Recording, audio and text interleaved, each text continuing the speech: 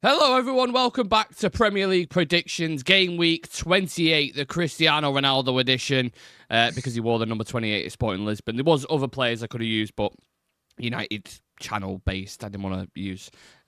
Anyway, as usual, Sam alongside me with a special surprise in Mr. Shreyas Singh. We are going to go through these games with a fine tooth comb, and as I mentioned before, it is Game Week 28, so make sure you get your predictions in the comments section, because it is live as well. It's not just a pre-record, so you have a kind of an opportunity to dive in whilst we go through them. But before we get into the Premier League games, lads, obviously there's been European football action lately. Sam, I'll start off with yourself. What do you make of the FA Cup now, the Europa League, Champions League? They're all starting to get to the latter stages. What's your overall kind of opinion on it? Maybe who were the favourites, etc.?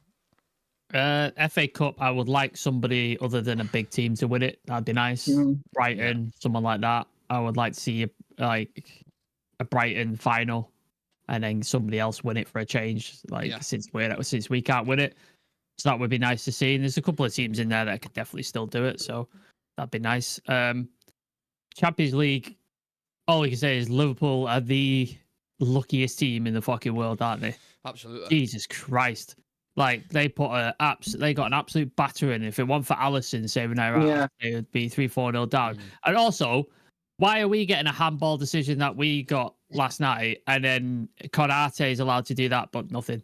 Yeah, I don't understand that. So, yeah, Liverpool got away with one. Madrid are doing Madrid things, aren't they? That's who they are. That's what they do. They continue to run on, and then Bayern absolutely battered Leverkusen, and it looks like they're probably going to go through as well. So yeah, the European big boys are doing what they do, and Liverpool has seemed to be just scraping through it. So it's interesting anyway. So yeah, if Liverpool, I'd like Liverpool to get knocked out, but PSG going to Anfield, it's a tall ask, isn't it, on a European night? So yeah. We'll see. Breaking news: Sam wants Liverpool to get knocked out. What a surprise! Yeah. Didn't see that one coming. Yeah, I totally agree with that. But it does feel like it's kind of Liverpool's season, doesn't it, Shreyas, in general? Even if you look towards the Premier League, they just seem to be seamlessly flying through games, and PSG seem like the biggest test for him so far, didn't they? Yeah, I mean, luck is just completely on their side. Like, with the way that game actually unfolded, with the way PSG were dictating the game, there were moments where I actually thought that, Liverpool are trying their absolute best, but they're still not able to take the ball off them. And still they were able to, pull through with the win. And at Anfield, it's going to be extremely tough for Enrique and PSG to actually, pull something through the line. They can do it for sure if they pull up with the same energy. I think it can still happen, but it's genuinely a very tough task. Other games as well, Arsenal completely battering PSV 7-1.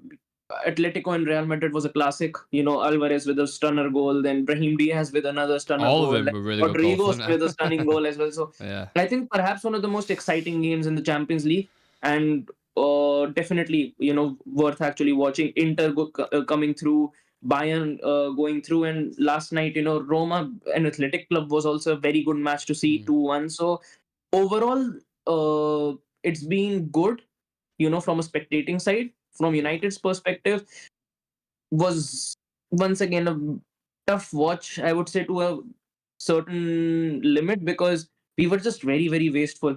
Like, every single time, even though we got the ball, whether it's Garnacho, whether it's Højlund, it's just very, very wasteful. Yeah, I agree.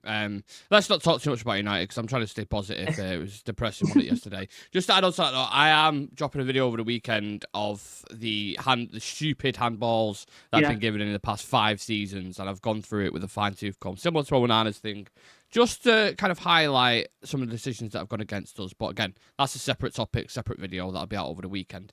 If we take a look back, Sam, at our predictions from last week, of course, we had Brighton and Bournemouth, Palace and Villa, Fulham and Wolves. You had some other games, United, Ipswich, Forest, Arsenal, a couple of big ones in there. From my side, 3 correct scores. That's half of Super 6, by the way. You have to get 6 correct scores and 3 correct results. So the correct scores, I got Wolves and Fulham, 2-1. West Ham United and Leicester 2-0. And then Forest and Arsenal, I said, would be 0-0 as well. Another Arsenal one for some reason. I don't know why, but I always get their correct scores. Sam, you got 3 correct results and 1 correct score. Do you know which the correct score was? Brighton? No, it was West Ham and No? Leicester. And straight off the bat, when I asked you about it as well, you just went, yeah, shit game, 2-0 West Ham. And then we was like, done. Fair enough. Leicester doing Leicester things. Remember, people, you have, Shreyas knows this concept, so I'm not explaining it to him, but people watching, you have one banana skin to use where you think a team could slip up, and you also have one barn burner to use where you think a game could be a 5-4 or a 6-4, or just a crazy game in general, right? So we're going to kick it off with Nottingham Forest versus Manchester City. Forest at home, both team in mixed form. I would say Forest are typically good at home, but City are really hard to predict at the moment. So Shreyas, kick us off with this one. I think it will be a win for City. Okay. I'll go with a 2-0 win to City because Forest have not won even a single game in their last 5 fixtures. It's been 3 draws and 2 losses. With City, at least, they pulled some momentum against Newcastle, against Spurs. So I think they'll pull through with the result. Okay, I like that. Sam? It's Tricky tough because I think City are dodgy. I don't think they are the City that we expect normally. And I think they've got mistakes in them. So I think they can be beaten. And Forest, it seems to favour Forest on the counter-attack, which is how they play.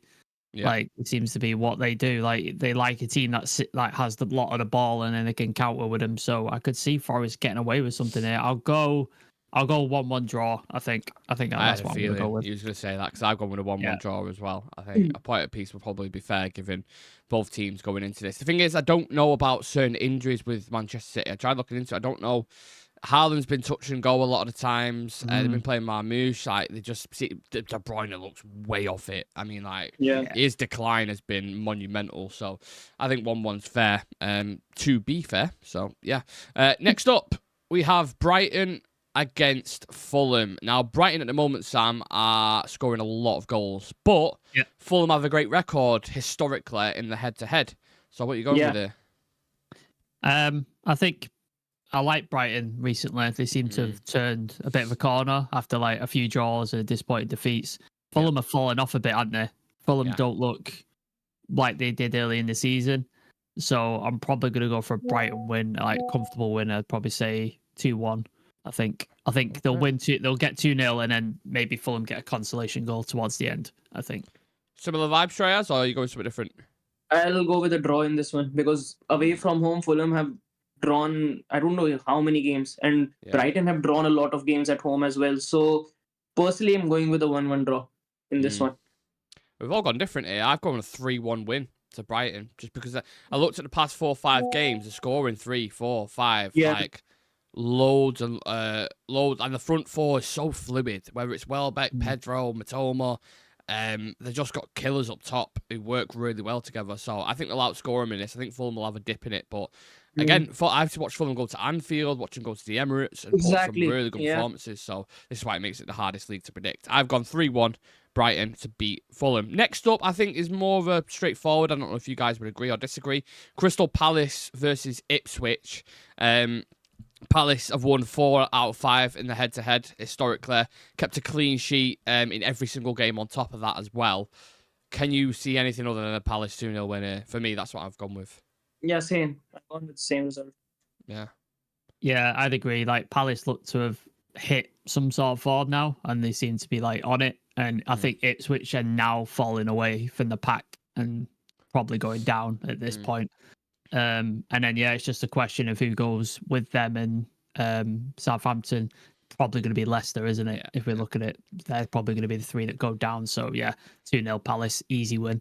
And again, what a surprise! Promoted teams going straight back down. The quality in it, it's difficult, man. And look, I think it'd be interesting if Ipswich do go down. I think a couple of other teams as well, because there'd be like El Canoes, for example, for Leicester. Liam Delap, if he goes down, would be someone we're looking at. I'm sure Tyler Diblin.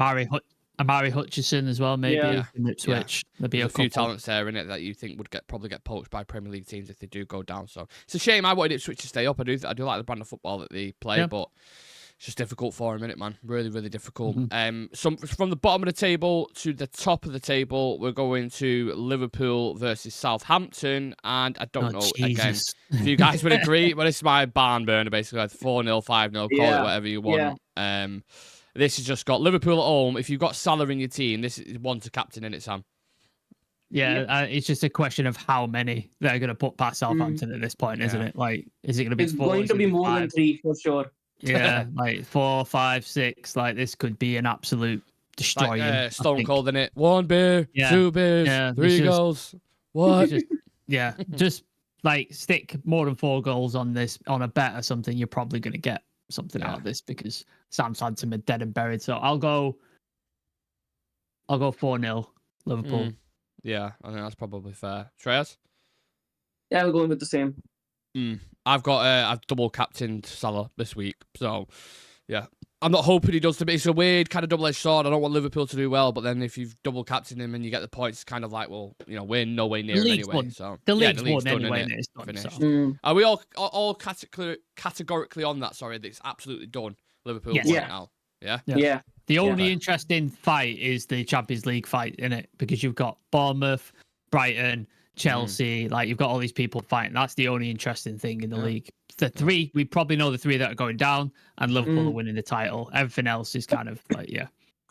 And then slightly below that, in 9th and 10th position, I think it is, we've got Brentford versus Aston Villa, 5:30 kickoff. Brentford have only lost 1 in the last 5. They're 4 points behind Villa with a game in hand, so they've got something to play for in this. And also to add, I think obviously Villa are in between European games, obviously playing Club Brugge, and they don't usually travel well. So I don't know if I've gone with a Brentford 2-1 win in this, Shreyas.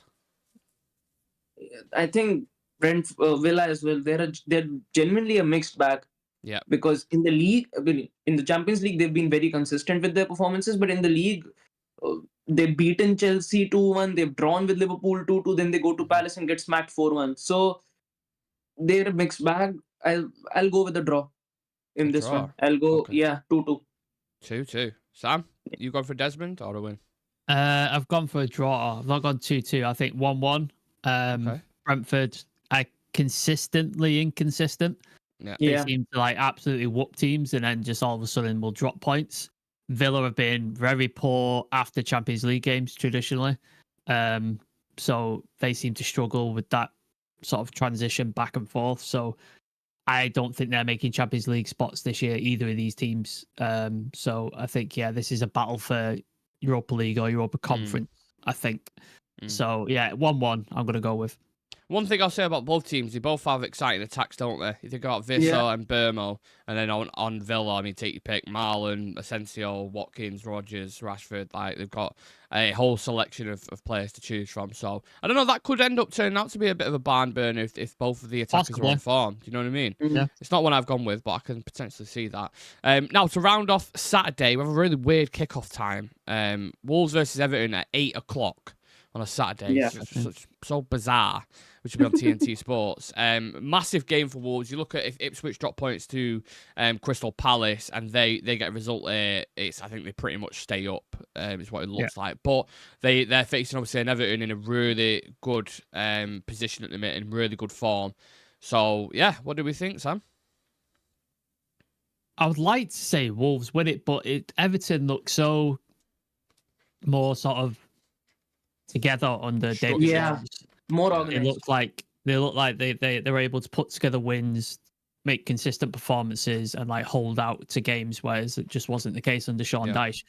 But Wolves have some dangerous players in their team. Nori, Cunha, obviously we spoke about quite. Is he out though? Isn't he? Because he went mad, didn't he, in the FA Cup? I think so. Yeah. He's out. Yeah. Yep.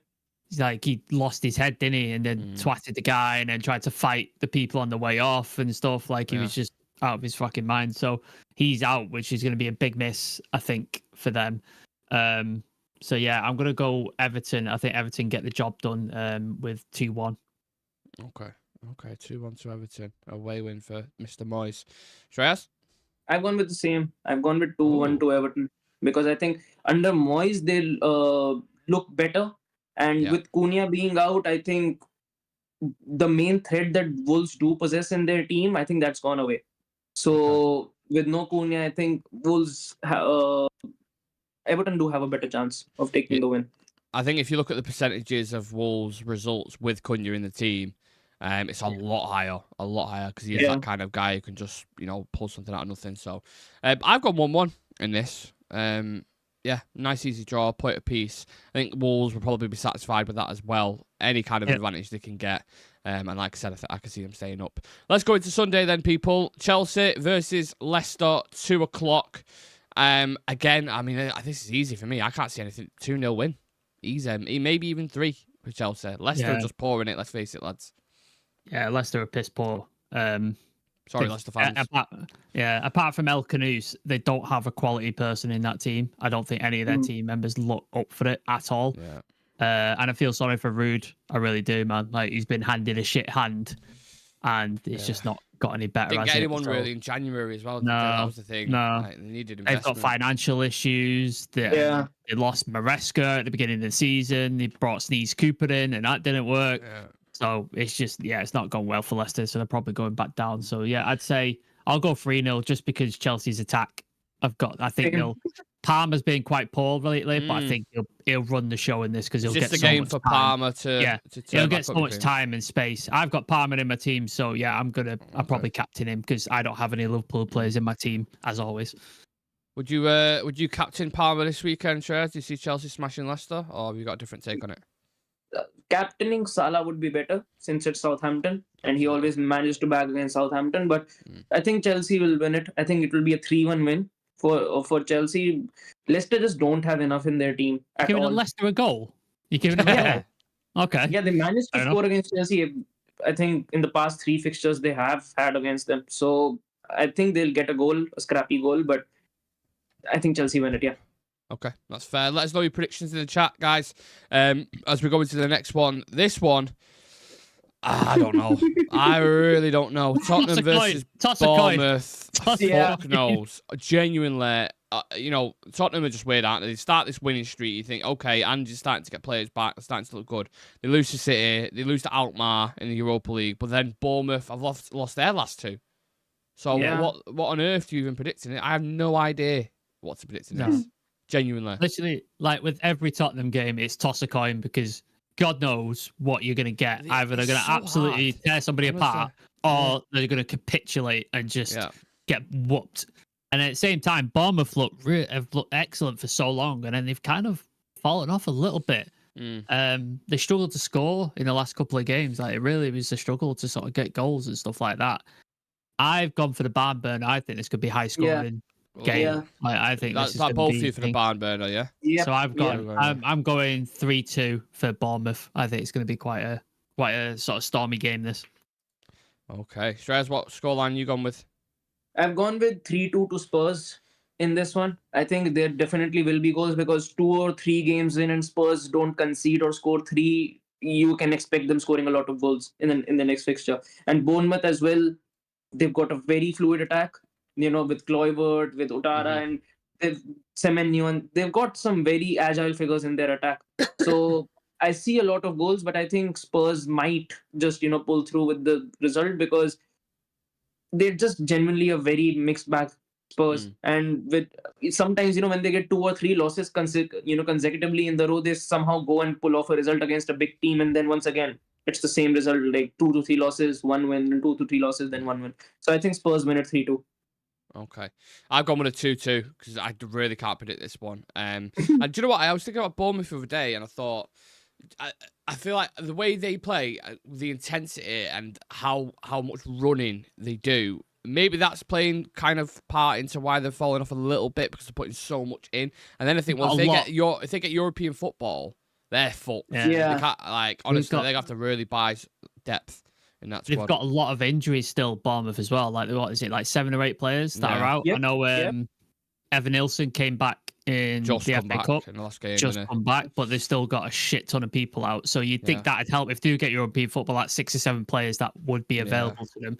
I think, did Michael B. Jordan invest in them recently? Yeah, he's got a percentage in them. Yeah. So maybe they'll get a bit of investment if they do make European football and they'll push a bit of money into Michael. And maybe they can sell the likes of Kirkes and who was the other one people look at? Hosen. Howson. Yeah. Maybe they could sell those two, and that brings in like 100 to 150 million. They could retool the squad again. So yeah, I think Bournemouth are in a great position personally. Yeah, I like that Howson. I would take him in a heartbeat at Man United. Yeah. But yeah, it's probably going to cost you 50 to 60 million pound. Speaking of Manchester United, we play Arsenal on Super Sunday at 4:30. If you want to see mine, Sam's, and maybe even Shreyas' prediction, then check out the preview that'll be out on the channel later on around 7 o'clock. We'll have predictions, team lineups, all that kind of stuff in there. The Chivy Derby, as we call it. Yeah. That is what we call it, absolutely. And then the last game, lads, Monday Night Football. I feel like West Ham always playing on Monday night. I think the last Newcastle. 3 Monday Night Footballs is West Ham. It feels like that, doesn't it? Yeah. It does feel like It's that. weird. Yeah. Now, in the reverse fixture, of course, they surprised everyone by beating Newcastle. Yeah. I think Newcastle just received news that Lewis Hall's going to be out for the rest of the season. Who's been really good for them. I think he's out. Botman's out as well. Yeah, Botman's out. Again. Gordon's got a red card, but I don't know if that carries on into the Premier League or not. Yeah, I think he's suspended for this one. He's suspended for this one as well. Yeah. So, yeah, negative vibes around Newcastle at the minute, travelling to London. They've got a really important final coming up against Liverpool as well. I don't know. I think West Ham are going to win this 2-1. I'm going to call it. I think this is a banana skin. I'm going to put it out there. I agree. This is my banana skin as well. Okay, all right. I think West Ham win 2-1 as well. I think Isaac gets a goal, but I think West Ham will put it to him. Okay, Shreyas, you have the final say. Same. I've gone with the same result as well because Newcastle have just lost all their momentum that they gained mid-season. I think during that December and Jan time, they pulled some very good results. They climbed to 4th or something in the table, but recently, I think, losing to City 4-0, then losing to Liverpool 2-0, and then they lost to Brighton, I guess, last week as well, 2-1. So it's just not been going in their favor. And West Ham, managed to actually pull some momentum in the past few games. So I think they do win it. I think it will be a 1-0 win. Okay. Yeah, I think we're quite aligned on that, to be fair. There are your Game Week 28 predictions. We want to hear your predictions, though, in the comments section. It doesn't matter if you're watching this live or watching this later on. Because I know some people are busy on a Friday. Get yours in each game and tell us where the barn burner is and where the slip-up is going to be across the weekend. So some really exciting games. Looking forward to getting into it. And also looking forward to doing the prediction for the Arsenal game. I'm sure there's going to be some interesting views on that one from the lads. So, yeah, make sure you tune in for that and let us know your thoughts on that. And apart from that, enjoy your weekend, everyone. Thanks for watching.